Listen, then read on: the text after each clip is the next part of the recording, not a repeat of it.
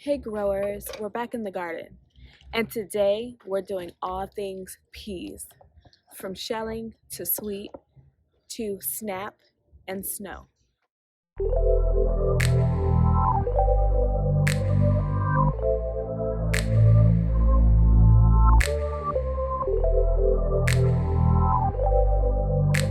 So for starters, this pea that I just picked was kind of late to be picked, and the other ones, like this one right here, is a perfect size to pick, and it's really crunchy. These are great in stir fries and in salads or fresh. You can eat every part of the sweet pea, the flowers, the leaves, and even the tendrils if you want. But I really want to stress the fact that when you're picking your peas, you want them this size and not much bigger, because if they are bigger and the seeds are bigger, that's signaling to your plant that it's done producing. Very, very important step. Now, this step is only important if you want multiple harvests from your plant, and obviously we want a full production. So the first thing I'm doing the first thing I'm doing right here is I'm pulling back my mulch. You guys know that my mulch is sticks and leaves.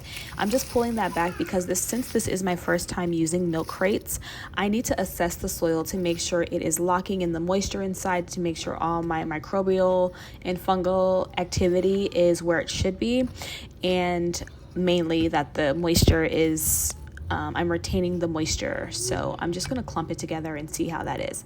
It's working out really good. I think it's because I added a little bit of native soil in there.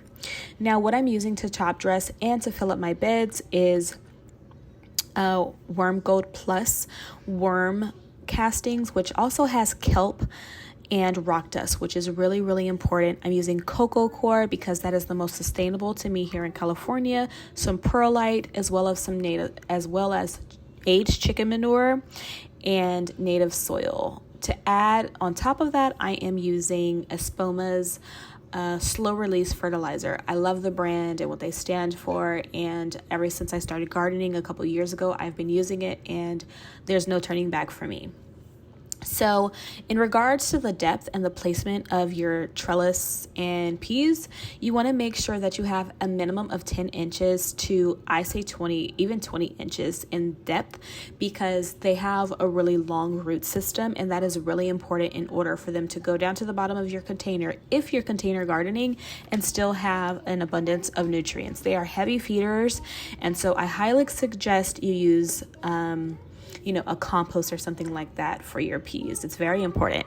Now, in regards to spacing, as you guys can see, they're all about 2 to 3 inches apart, including the seeds. And I'm doing a variety from shelling to sweet, snap, and snow. And as you guys can see behind me, I do have a trellis system that is literally right behind these containers, and that is very important because all of these peas, no matter the variety, they like to climb.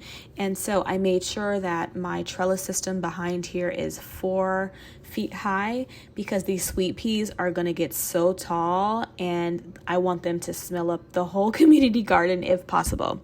I left these in the containers a little bit too long. They were planted back in November, but I probably should have taken these out the beginning of January, but you guys already know we're all busy, things to do, and that happens sometimes. So I'm just spreading them all out 2 to 3 inches apart, and then in between that will be my seeds. And since I already have the sweet pea growing for the flowers, I'm not doing any of those with the seeds. However, I am doing a sugar snap pea, which it's really crispy. It's mild in taste, but it is a little bit sweet, and it has really tender pods. It's great for stir fries and salads, like I said before.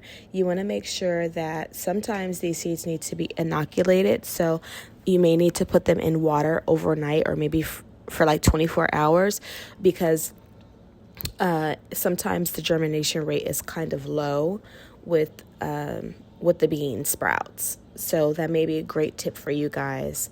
Another important thing that you want to remember is that these peas are nitrogen fixers. So you definitely want to keep that in mind.